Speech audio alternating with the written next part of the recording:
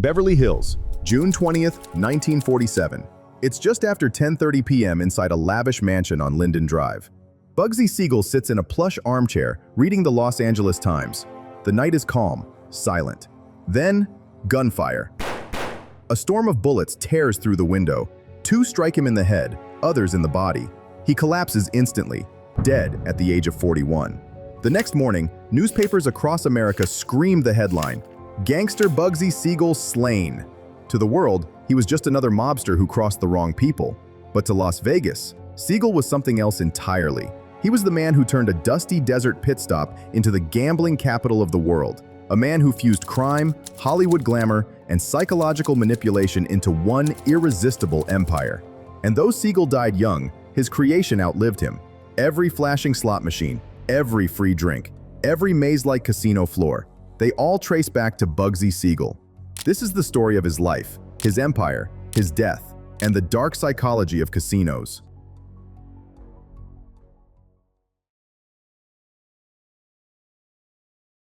Benjamin Bugsy Siegel was born in 1906 in Brooklyn, New York, to poor Jewish immigrants. The streets became his classroom, and survival his first lesson. By his teens, Siegel was running extortion rackets and robbing street merchants. If someone refused to pay, he'd torch their business. But Siegel wasn't just another street thug. He had something rare: charisma. People were drawn to him. Women adored him. Men feared him. That charisma made him dangerous.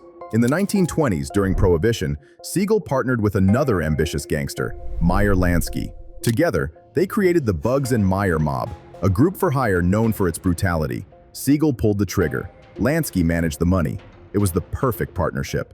By their 20s, the duo had climbed the ranks of organized crime, rubbing shoulders with Lucky Luciano and Al Capone. When Prohibition ended, most mobsters lost their biggest income stream, but not Siegel. He was always hunting for the next opportunity, and that opportunity would take him deeper into America's criminal underworld.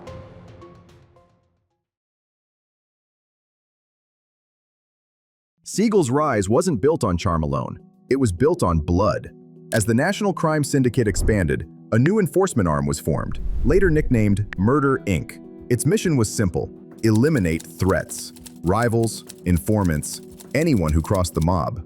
By some accounts, the group carried out hundreds of contract killings, and Siegel was one of its originals. He wasn't just another trigger man. He was an enforcer whose name alone inspired fear. Stories spread of how he would settle disputes with bullets, not words.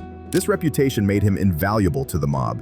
He was ruthless, efficient, but also ambitious. He understood that violence was only useful if it built power, but violence also created enemies. Police investigations circled him. Rivals wanted him dead. The heat in New York grew too intense, so Siegel made a choice. He headed west, to Los Angeles. There, he could reinvent himself, not as a street killer, but as a man of class, a man of Hollywood.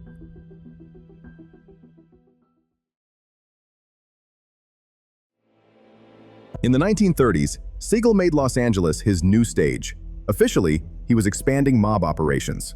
Unofficially, he wanted to live like a star. And he did. He drove flashy cars, lived in Beverly Hills mansions, and mingled with Hollywood royalty. Cary Grant, Clark Gable, Frank Sinatra. They all knew Bugsy Siegel. He hosted lavish parties, lived like a celebrity, and became the Hollywood gangster. But his charm masked his violence. In 1939, mobster Harry Big Greenie Greenberg threatened to turn informant. Siegel was accused of pulling the trigger. He stood trial for murder in 1941. It was front-page news. The charming Hollywood gangster, now in court for murder. But the witnesses recanted, evidence fell apart, and Siegel walked free. His reputation only grew. He wasn't just a gangster anymore. He was a celebrity gangster, a man who lived at the crossroads of crime and glamour. But Siegel wanted more than Hollywood parties. He wanted something bigger, a kingdom of his own. And he would find it, not in Los Angeles, but in the Nevada desert.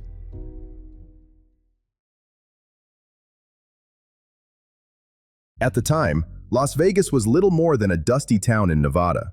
A few gas stations, a few saloons, a place travelers stopped on their way to California. But Nevada had one thing no other state did: legalized gambling. Most mobsters saw Vegas as a backwater. Siegel saw destiny. He envisioned a paradise in the desert, a resort where gambling wasn't seedy, it was elegant. a place where celebrities, millionaires, and dreamers could come together in one palace of fortune. His project would be called the Flamingo. Named after his girlfriend Virginia Hill's nickname, it would be the most luxurious casino ever built. Imported marble, crystal chandeliers, pink neon lights that glowed against the desert night. The Flamingo wasn't just a casino, it was a symbol. But beneath its elegance lay a darker purpose. It was engineered to control the human mind.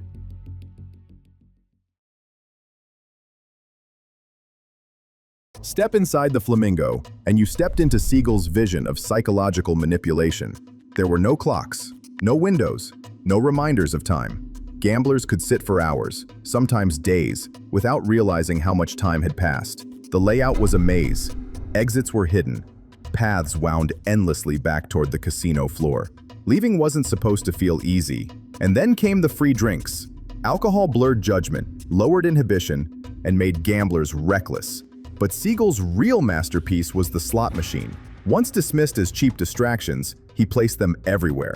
They were built on a simple principle: variable rewards. Sometimes you win, most times you don't. But it's the unpredictability that hooks you. Even when you lose, the machine tricks you with near misses. Two cherries line up, the third almost clicks into place. Your brain lights up as if you almost won, and that illusion keeps you pressing the button again. But perhaps the most dangerous trick of all was the sunk cost fallacy. Once a gambler lost money, walking away felt impossible. They told themselves, "I can't quit now. I've already invested too much." And so they stayed, and lost more. Bugsy Siegel didn't invent these psychological traps, but he was the first to weaponize them on a grand scale. He wasn't just building a casino, he was building a machine that turned human weakness into profit.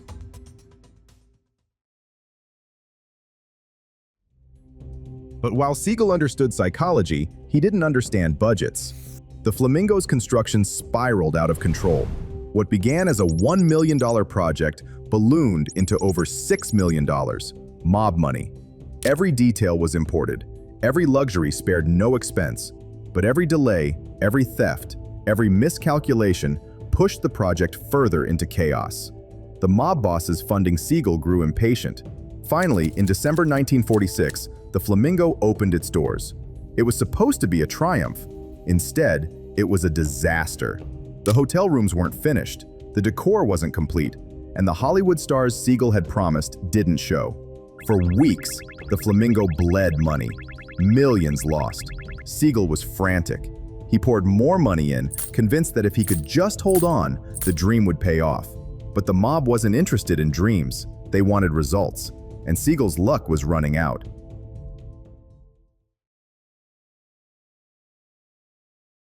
By the summer of 1947, Siegel's investors had had enough. The Flamingo was draining money, and Siegel was seen as reckless, maybe even dishonest. On June 20th in Beverly Hills, the mob made its move. 9 bullets were fired through the window of Virginia Hill's mansion. 4 hit Siegel, 2 in the head. He died instantly. The man who had dreamed of building an empire in the desert was gone. The mob wasted no time. Within hours of Siegel's death, Lansky and other mob associates took control of the Flamingo. And here's the cruel twist. Within months, the Flamingo began turning a profit. Siegel had been right all along, but he wouldn't live to see it.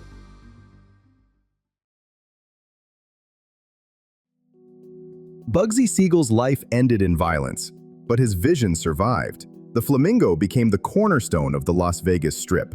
Other casinos followed its model: bigger, brighter, more manipulative. And today, casinos all around the world still use the same psychological tricks Siegel embedded into his design.